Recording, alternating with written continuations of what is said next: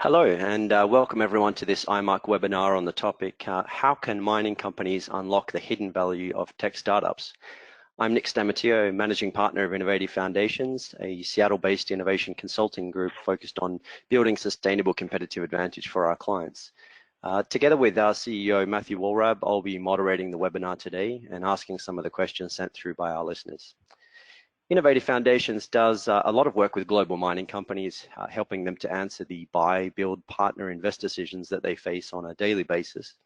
In our work, we often see large mining companies reinventing the wheel instead of partnering up with startups that have already done a lot of the hard work. So the topic for today's webinar is one that we believe deserves a lot of attention. Now, before I introduce you to our panelists and kickstart the conversation, there are a few housekeeping issues to cover off. This webinar is being recorded and we will be emailing a copy of the recording out to all registrants. So if you need to drop off the line at any time, don't worry, you will receive the rest of the conversation in your e-box tomorrow. The session is designed to be an interactive webinar. We'll be running a series of polls throughout the conversation that we encourage you to take part in, and we welcome any questions that you might have. Simply type your questions into the questions tab in the GoToWebinar panel on your screen. Also, feel free to share any comments that contribute to the conversation. Finally, if you experience any issues with sound, we recommend that you exit the webinar and log back in. Now, I think we can all agree that startups and scale-ups are really beginning to make an impact in the mining industry, developing a range of optimization, exploration, and analytical technologies that have the potential to really move the needle and change the way that miners do business. But while miners are becoming more accepting of the open innovation models and bringing external innovation into the business, even from other industries, there's still this David and Goliath-sized mismatch between the companies that slows down the process and often stops the technology from being tested and adopted at scale. So if it's clear that these early stage companies have so much value to offer the mining industry, then why aren't miners doing more to unlock this value? Here to answer some of these tough questions is a fantastic panel of experts with deep insights into the mining industry. Joining us on the webinar today, I have Lex MacArthur, CEO of Jolimont Global, David Camerlengo, General Manager of Unearth, and Chris Vinson, an executive at RFC Ambrian. Welcome to all of our panelists. Now, before jumping into the discussion, I'd like to give each of our panelists a minute to briefly introduce themselves and explain a bit about their interest in scale-ups or startups in the mining industry. Lex from Jolimont Global, if I can start with you. Sure, thanks, Nick. So Jolimont Global is an investor in METS companies. We were set up about 6 years ago. We've invested in 9 companies, 1 in Canada, 1 in US, 6 in Australia, and 1 in Germany. We've seen over 850 deals in the METS sector. We think we're the only pure play METS investor out there, which means either we're incredibly smart or we've got it completely wrong. We think it's the former. We are a bunch of people from the mining industry. So amongst our skill set, we have 2 mining engineers, 1 electrical and process engineer on our team, as well as finance and admin people, of course. So we are a private equity investor. We are just about to go out and raise another fund to keep doing what we're doing. We are part of a big private equity group called Resource Capital Funds Group, based out of Denver, with offices all over the world. So we are like their technology arm of their investment group.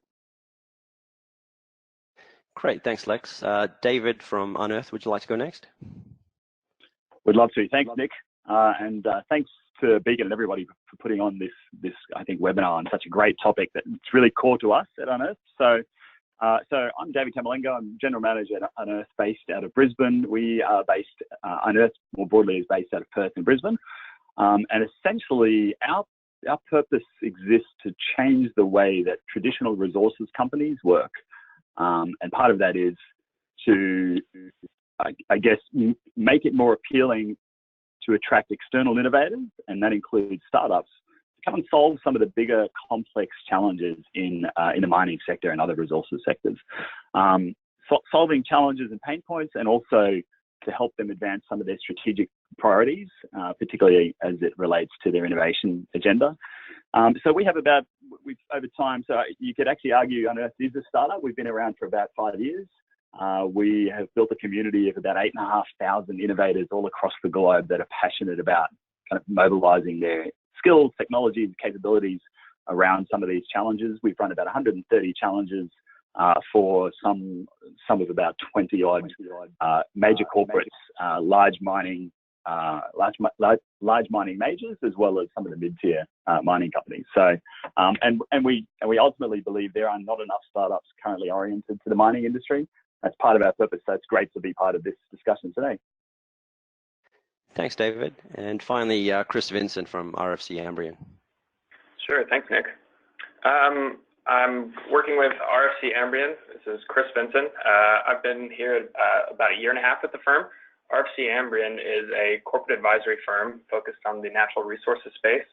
So sort of the core of the business and the foundations are sort of M&A and transaction advisory. We'll do asset reviews. We'll work on farm-ins for oil and gas companies, as well as various capital raising and public markets type transactions. And the reason we've gotten into this more recently, into the technology space for mining, is we've invested some firm resources, a lot of time and capital as well, in a couple of startups which are really spin-outs from the CSIRO technologies. They're both applicable to the mining industry, the two that we've worked on thus far. And the reason being that they needed really just a lot of help and a lot of I guess kind of incubation around taking these technologies, structuring them, and then also finding the capital for them. So we've sort of worked across a range of services with them, and both moving forward at this time. Great, thanks, Chris. And thanks all for those introductions. I think it really helps to set the scene. Now let's jump into the discussion and ask our panelists the first question. We've all had some exposure to them, either directly or indirectly, but I think it would be great to hear from the panel what they understand a startup or a scale-up to be, and why they are so important to the mining industry. So perhaps I can ask David from Unearth to kickstart this one. Yeah, sure, Nick. I think it's a great question to lead the discussion. Is what is a startup? And I think you ask 10 people what a startup is, and you probably get 10 different answers. So look, my view is startup is a business that was ultimately founded to solve a problem. They're at the stage, the founders of the startups typically are at the stage where they're searching for some type of a scalable business model. And I think scalable is a key differentiator between a startup and a small business, right? A food truck is not a startup, because ultimately, unless they're really looking for a scalable business. So I think that's a key differentiator is the scalable piece. They're also quite often searching for something that is known as product market fit. So that is identifying a segment, and there's different ways that you can segment the market or a market, identifying a segment or segments of which there's a real pain point and a real need for their value proposition that helps to drive that scalability of the business. And I think, and maybe the second part, and I'm not sure if you've asked this already, Nick, is a scale up and the difference between a startup and a scale up. And I think a scale up has, to some extent, found that scalable business model has maybe found some product market fit in a particular segment or some key segments of the market. And they're really trying to then scale the business, which brings about different types of challenges and problems. That's just my view. Yeah, no, that's great. Lex, I know you deal mainly with scale-ups. So did you have any insights into the difference between a startup and a scale-up and how it applies to the mining industry? Look, I think it's David's. Yeah, I think David's definition was a really good one. I think it's really just the level of revenue that they have. So there's a chart that Lucy might be able to put up now, which is our sort of mapping of the industry. And yeah, here we go. I call it the tail fin chart because it looks like the tail fin of a plane. On the bottom, on the x-axis is the revenue on a log scale. So to the far right, you'll see the biggest METS company globally is Caterpillar, and some familiar names next to it. And down the bottom, you have companies that are turning over up to 30 million and so on. And on the y-axis is the percentage of companies in those revenue bands. So you'll see that And this is only taking companies that are above 2 million in revenue. So we consider the scale-ups really to be anything above 2 million in revenue. Prior to that, there's a huge number. In Australia, only 7% of the companies in the MET sector are in the greater than 2 mil category. The rest of them, the 93%, are actually sub 2 million. And not all of those are startups, as David was indicating. A lot of them are, you know, contractors and they're not looking to scale, but amongst those other startups. So so on the left hand, on the x-axis there, you'll see the percentages, if you like, in each of those bands. And our, just on Jollymont's side, we are looking to invest in companies at any point of those bands there. And our intention is to get them down that slippery slope and aim them into the top 100. So you'll see those arrows that are indicated there, I've anonymized. They are companies that we have invested in or are invested in that have made their way down that slope and are heading into the top 100. And we've got one knocking on the door as we speak. So yeah, that's my differentiation is a scale up is something greater than 2 million revenue, focused on growth in the med sector. Great, thanks. The other part of that question is after understanding what a startup and a scale-up actually is, why are they so important to the mining industry? I guess we've seen activity for many years coming out of Silicon Valley, but why is it suddenly so important to the mining industry? Do you want me to take that one, Nick? David?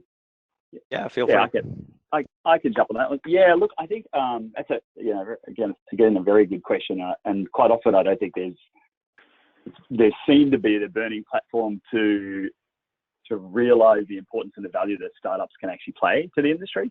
So, you know, I mentioned earlier, I think startups quite often are founded to solve a specific challenge, and quite often a complex challenge typically through some type of IP that's been developed either through technology or maybe some unique capabilities that the founding team has within the startup. The value of that is, for a mining company, is a startup is not necessarily constrained by either existing products or maybe an existing business model, as perhaps an existing supplier or, you know, more established supplier might be. And so there's this unique opportunity that exists with the startup to actually run some specific experiments within that startup and actually have a partner that is potentially willing to co-develop a solution to a mining company's challenge with a big but, right? Like a big if that challenge and if that problem is actually a scalable problem across the industry, right? Like startups are not a lab for mining companies to be able to run experiments and then kind of bring that in. Startups really only care about solving real challenges and problems, but for a broader market, not just for a specific customer. So I think there's some unique things about startups, and there's also again, my just personal view, they probably play a good bridge between universities and existing suppliers. And as kind of mentioned earlier, you know, there's support that's required for spin out companies out of universities. So the challenge with universities playing an incredibly important role here, particularly in Australia and elsewhere in the mining industry. The challenge with projects that come out of university, research that comes out of university, is the sustainability of that, right? Who's going to be able to provide the service and support of whatever is developed? And that's a great key role for a startup. And that's why I think you see so many spin-outs out of universities into startups, because it's be able to provide that long-term commercial engagement and sustainability for large corporates like mining companies. Thanks, David. Well, I think that opens up the discussion nicely. I mean, at this point, I'd like to run our first poll question to see how familiar our audience is with the startup sector in the mining industry. So you should see a poll pop up on your screen now. But the question is, have you ever engaged with a startup or scale-up company to solve a business critical issue? And the four options that you have: yes, it was a great experience; yes, but we wouldn't do it again; we've considered it; or it's never crossed our minds. So if you can take a moment while you're listening to vote on that poll, and we'll share the results with you shortly. So as a follow-up question, I'd like to ask our panelists why they think it's so important for mining companies to be looking towards startups and scale-ups to help solve business critical challenges. I mean, if it hasn't been done extensively in the past, what makes it so important to do now? Perhaps, Chris, you'd like to start the ball rolling on this question. Sure, I think we can kind of pick up on the definition and the importance is a good place to start on that. Startups as vehicles for technology coming out of universities and other public research institutions like CSIRO is a fantastic role, and it's a very important role that they play. That's one of the, that kind of interface between research and the corporates and the ultimate users of the technology is, I think, precisely the kind of the gap that they're trying to fill, and solving challenges, with that the startups can address with these technologies. That's really, a key reason. Great. David, did you have any other perspectives on that question, seeing the startups from the ground up, really? Look, I mean, I think you speak to anyone within the mining industry, and there's endless challenges that anybody across the entire value chain in mining is faced with, whether it be right at the front end around exploration and trying to improve the success rates of exploration and the value that certain startups that might have unique solutions can deliver that, all the way through the value chain. There's endless, and even some of the functional responsibilities that exist for mining corporates, such as health and safety, social impact, environmental impact. Right? They can't solve these challenges internally with their only their internal capabilities, and also with their sort of traditional channels of universities and existing supply chains. As I mentioned, there's some constraints that exist with that. So I think now more than ever, there's a time and there's sort of an impetus around the value that startups can actually help them to address those larger scale challenges that they're just grappling to deal with.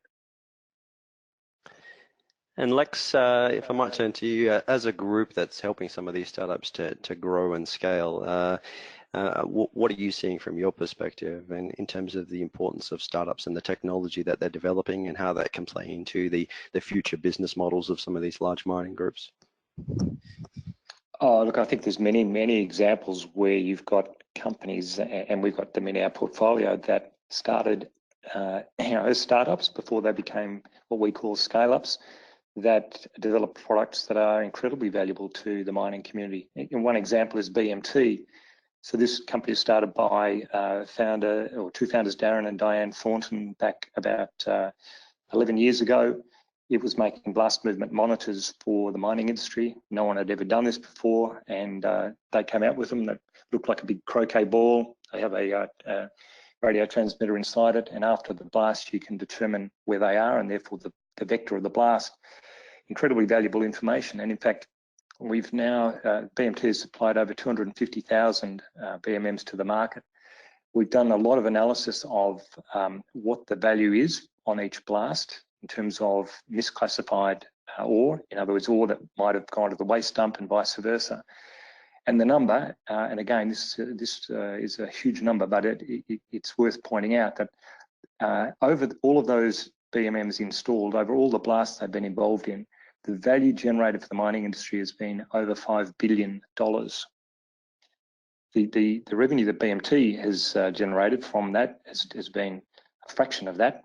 So the multiplier effect of what was initially a startup is now a healthy, large or medium-sized company to the mining industry is significant, and every one of our companies falls into that category. And there are many startups out there that have the potential to deliver huge value, just like BMT has. Thanks, Lex. I might ask Lucy if it's possible to share the results of that latest poll and just kick it over to the panelists to see if there's anything surprising coming out of those results. It looks like a fairly even split between groups that have actually worked with startups before and had a fantastic experience, and those that have thought about it but haven't really taken any action. So, is there anything the panelists would like to draw attention to there? Yeah, this is David again. I think the second row there about yes, but we wouldn't do it again being 0%. I'll be honest, that actually surprised me a little bit. I was expecting, I don't know about the other panelists, I was actually expecting some percentage in there. And it's simply, and the reason I state that is simply because of often the challenges, and it depends on who's in the audience and the attendees, but often the challenges that exist with large corporates working with startups is just a misalignment in terms of expectations. And so as a result, it can lead to negative experiences. And that's part of the work we're trying to do at Unearth, and part of the reason we've run an accelerator program in the past. But and I think Lex and Chris are doing a lot of that work as well to try and streamline that work. So that's great to hear that all of those that have worked with startups have actually had a positive experience. We just need to get more individuals and groups to consider it. Yeah, David, that's great. Chris, I think that's kind of spot on. I would have expected to see some reflection of some negative experiences, and part of that is just a fact that not all startups will ultimately be successful, unfortunately. So I would express the same kind of sentiment. Thanks, Chris. I'd like to just remind everyone in the audience at the moment that if you have any questions, you can send them through via the question box. And if you've got any comments about the discussion, we'd love to hear your thoughts. I'd also like to kickstart our second audience poll while we get into the next question. So popping up on your screen now should be the question, what is the single biggest barrier to doing business with miners? And your four options there are A, payment procurement terms, B, IP ownership issues, C, protracted time to paid engagement, and D, cultural mismatch. Now, I'm conscious that there's plenty of others, but if you can pick one of those, that would be great. So moving on to question 3, I know a lot of listeners are interested in understanding more about these barriers that are preventing miners and startups from doing more work together. Some of the common issues cited include funding, payment terms, IP ownership, and insurance requirements. But culture and change management differences are also seen as major barriers. So I'd like to ask our panelists, what do they think are the major barriers for startups looking to engage with miners, and what can be done to start breaking these down? Lex, I know this is a topic we've spoken about in the past, so maybe you can kick this one off. Yeah, well, look, as I said, our companies are a little bit later stage than startup, but they do face similar problems. The mining industry is difficult to get your foot in the door with.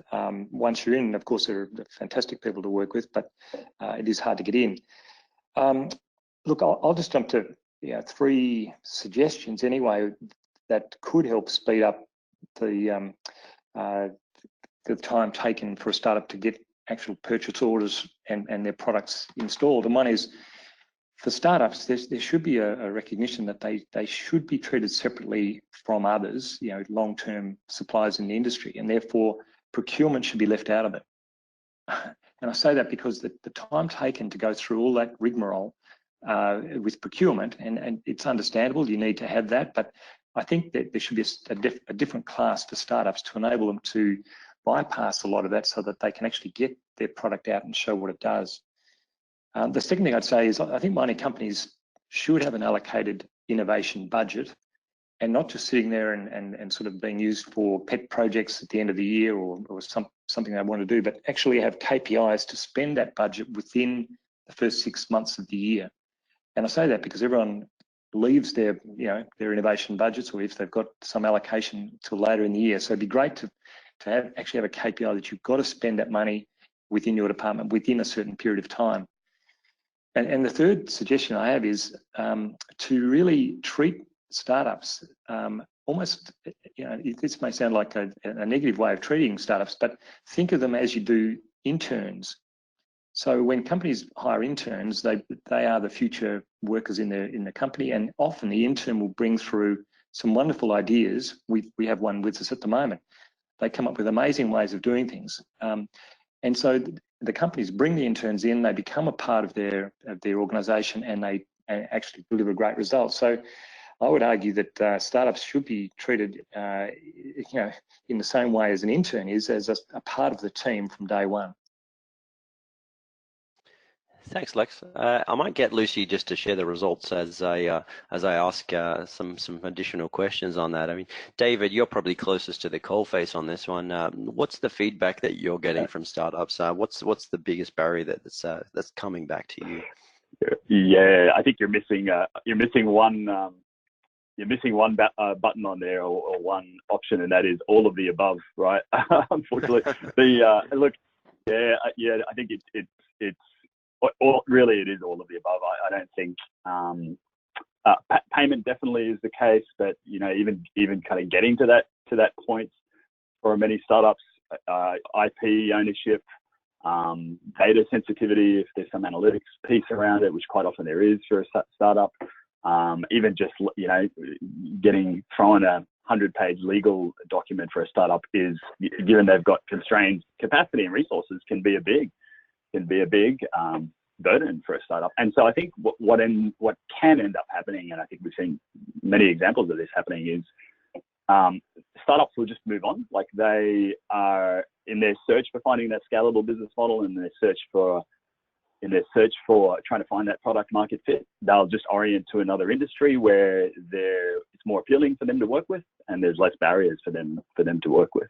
I love, and Lex, your analogy of interns, that's a great one. I really like that one. And then the piece around the innovation budget spend as well, for sure. I mean, I think we've probably all been in instances where you get to April, May timeframe in Australian financial year, that is April, May timeframe, where all of a sudden some of the corporates and customers are looking to spend their innovation budget that they haven't spent throughout the year, and so they're kind of rapidly looking to advance certain projects, and that doesn't help anybody, right? So unfortunately, I didn't answer your question about which specific barrier, but I really think depending on timing on where they are. So I think the cultural mismatch can happen later around deployment, implementation, and execution. IP ownership, legal, that can happen more upfront. Payment, procurement can happen somewhere in the middle or towards the end during implementation. I think they encounter all those barriers at some point in time.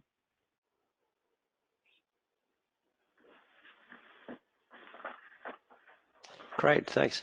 Matt, you've been fairly quiet. Is there anything you wanted to add into that discussion?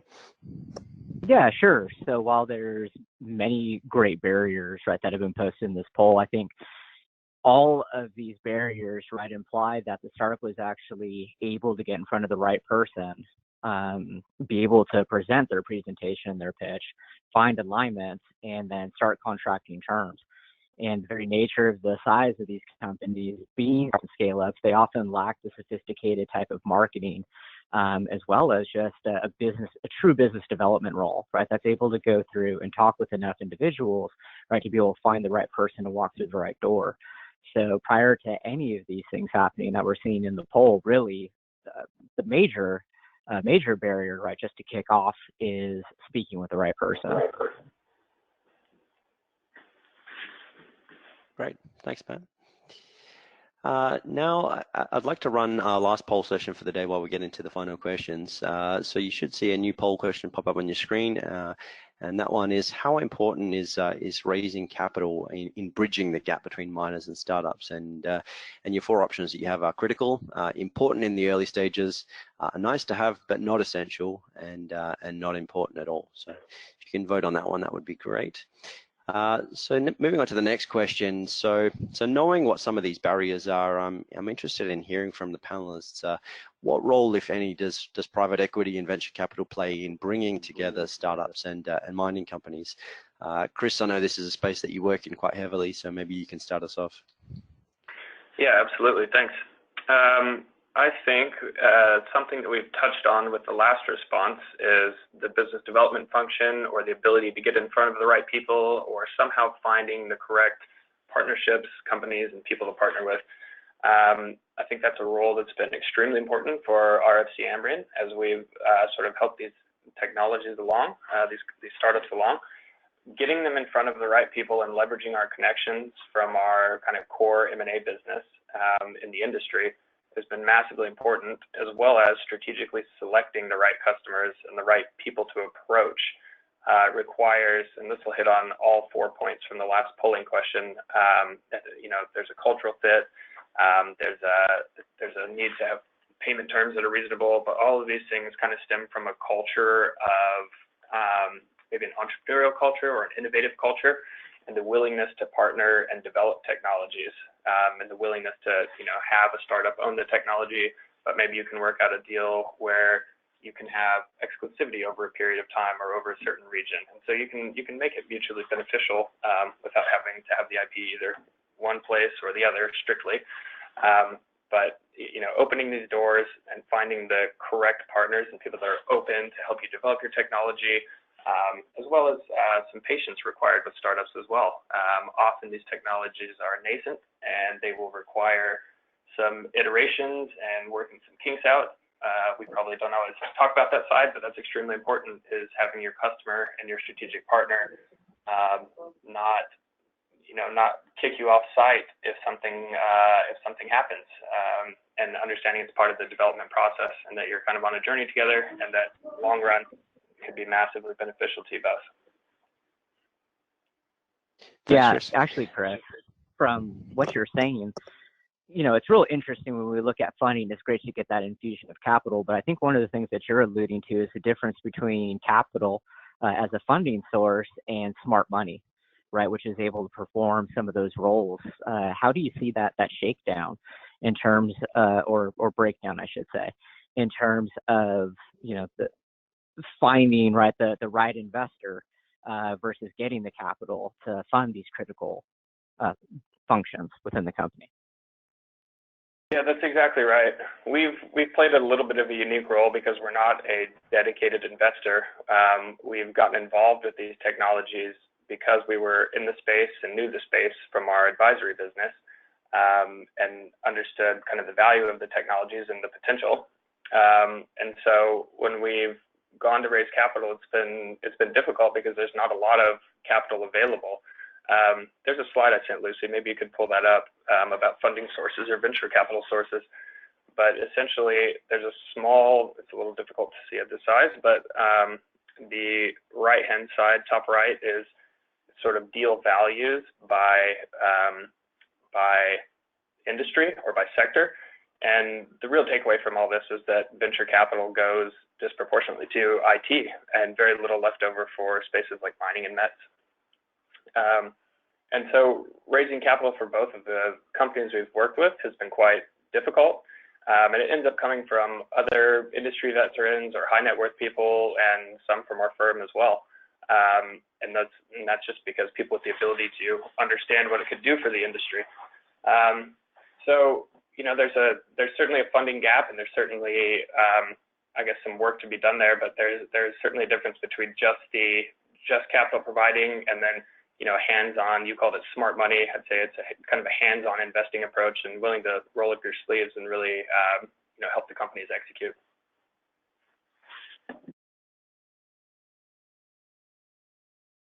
Yeah, thank you. And Lex, same thing to you. I don't think anybody would dispute what you guys are able to bring right to companies. In terms of actually doing the funding, are there kind of certain outlays of capital that you're looking for that your potential investments will be doing in order to bolster their business? Sorry, can you say that question again? I didn't quite. Yeah, sorry, Lex.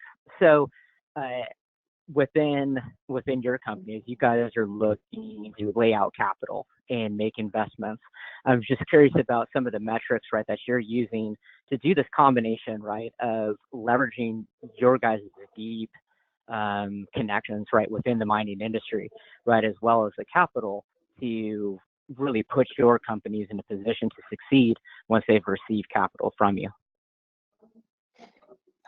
Yeah, I mean, we are very active, so we go on the boards of the companies, we help them with strategy, we help them enter different markets. We'll often, sometimes put our own people in there, but so that's sort of understood, and it's not dissimilar to any growth private equity player out there. I think the real problem in the med sector is just the lack of funding. There is a huge funding gap. As I said, we've seen 850 deals. Not all of those we got stats on, but we've got sufficient to do a bit of analysis of what the funding gap is, and we estimate it's around about 1.2. There's about one every year in Australia. There's about $1.2 billion of capital that is being sought by METS companies. So they're looking, in aggregate at trying to find 1.2 billion.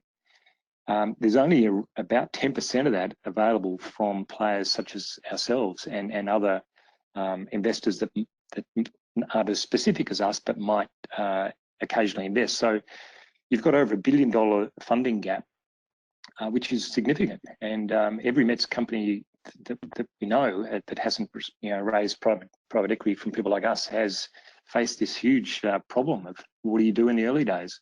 And it's really hard work. They've really got to bootstrap themselves. They'll get some money from angels and family and so on, and some from government grants. But to really grow, they need to get much more significant capital.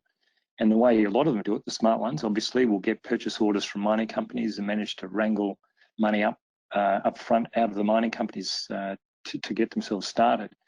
In the absence of more funds coming into the industry, we'd really hope the mining companies step up and actually provide more capital to the startups so that they can get out there and show that their products are worthwhile and grow to the point that we can then come along and invest in them once they've made it to the 2 mil mark.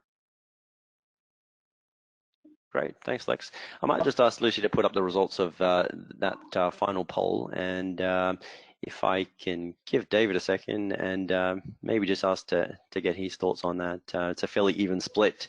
Some companies saying it's quite important, it's critical, and about a third of the audience saying it's a nice to have but not essential, which surprised me a little. Yeah, I mean, a lot of the, for sure. There's so many great comments that were raised in the last couple of discussions.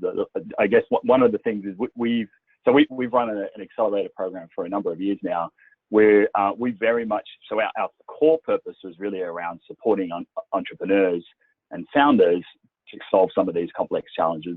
We've kind of shifted, not shifted, but we've really focused our model much more on trying to unearth opportunities, excuse the pun, unearth opportunities within the corporates to help startups, I guess, mobilize around a real pain point, a real problem for industry partners. So, Matt, you talked about getting access to the right people at corporates. So kind of moving away from a push mindset from a startup with a solution or a technology, more towards a demand-driven, need-based approach. So a lot of the challenges, we're trying to create those opportunities for those startups there. And then Lex, your point around and you guys would have a lot more discussions than I would with other VCs that are maybe not oriented towards mining, or even other limited partners. But that huge gap that exists in Australia, 1.2 billion looking for capital, 120 million of capital currently. That the conversations I've had with other VCs, because of those barriers that we talked about earlier, the long time frames, there's only few large enterprise customers, the timeframes with enterprise, all of those challenges, I think doesn't make it appealing for them when they've got other asset classes that they can look at and deliver maybe returns in a more shorter time frame. So I guess I'm interested in Lex, Matt, and Chris, your views around that as well. I think we currently don't have a healthy ecosystem, and I think trying to remove some of those barriers can hopefully attract more startups and can also hopefully attract more capital to the class as well. I can jump in there. This is Chris. Yeah. There's kind of an inherent difficulty, I'd say, for private capital, so something structured as a venture capital fund and investing in very early stage METS technologies is a common, I guess, thread running between these technologies would be they may require some significant amount of capital for equipment in the beginning, and it could be a long development lead time. And if you're a venture capital firm and you have return thresholds to meet, it's difficult to choose that over an application, which could be, just in its simplest form, an app could be a computer programmer and, you know, one person, one employee developing it, and it could be a much shorter time frame and a faster scaling. So there's an inherent difficulty there for the sector. And I think to overcome that challenge, what we have to do is find a way to look earlier stage and get some of these research projects and some of these interesting technologies up the curve and make them more investor and more customer ready before venture capital is willing to invest there. Because you have to make, you know, a venture capital firm is a private for-profit business. So you have to make it enticing for them. They have to be able to make a return on their money for their LPs. Great, thanks, Chris. Just as we're getting towards the end of the webinar, I just want to remind everyone that if you do have any questions, you can type them in the question box, and if we get some time at the end, we'll put them to our panel. So moving on, given the experience and expertise within the panel, I thought it would be interesting to hear about some success stories, either in the mining industry or related industries, of companies working successfully with startups to deliver measurable results. And Lex kicked us off before with some interesting insights into BMT. David, I know this is a space that you've had quite a bit of exposure to, so I'm wondering if you might like to kick us off on that one. Yeah, I think look, there's plenty of great case studies.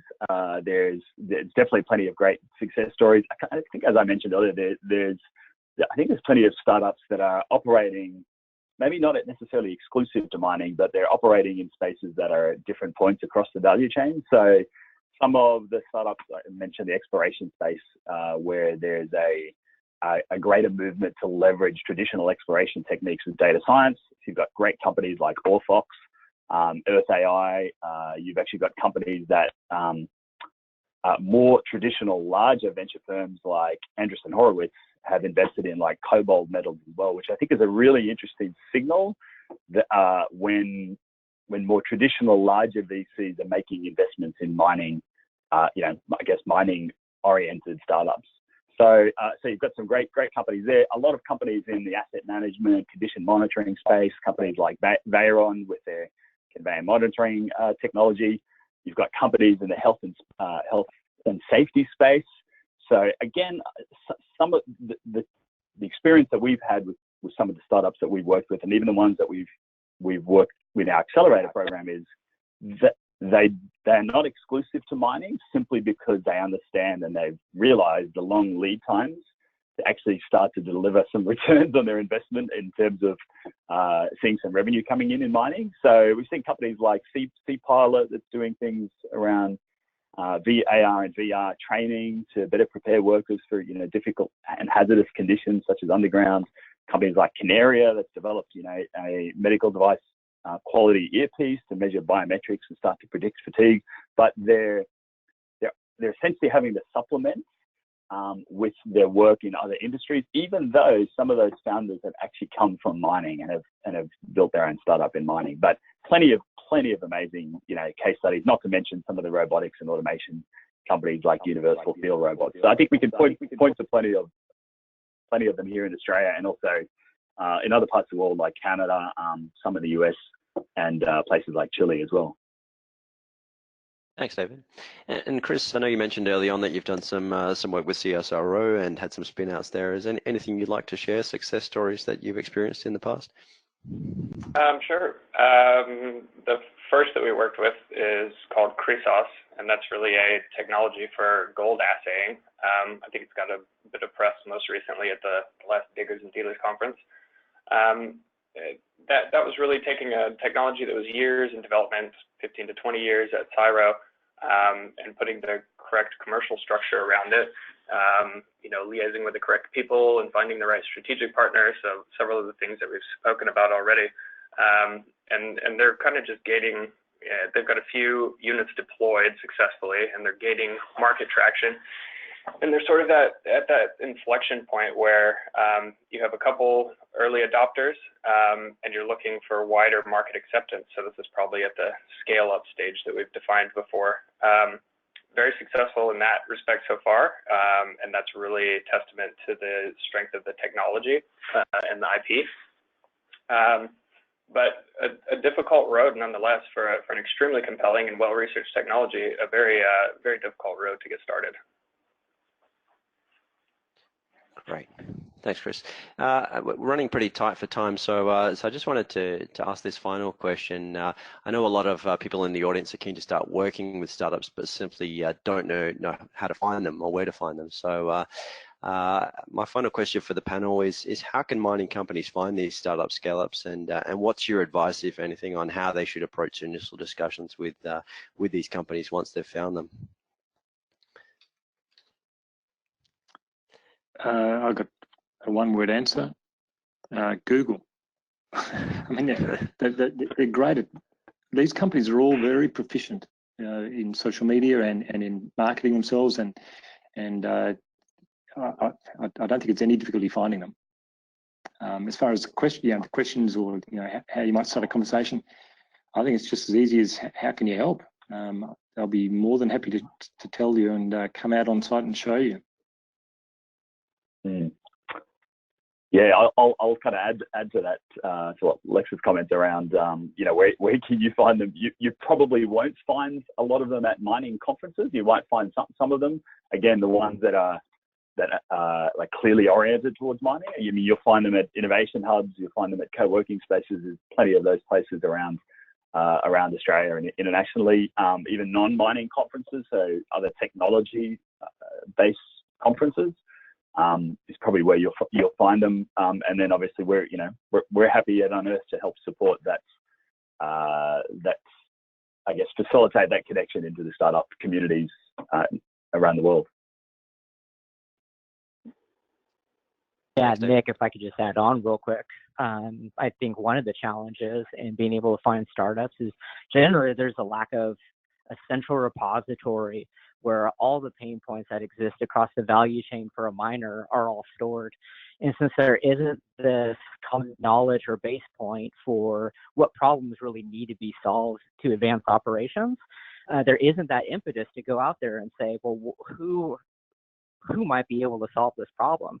How may so an intellectual property dispute, right? How could we look at potentially a startup, right, to be able to get around, say, a lock-in strategy or something of that nature?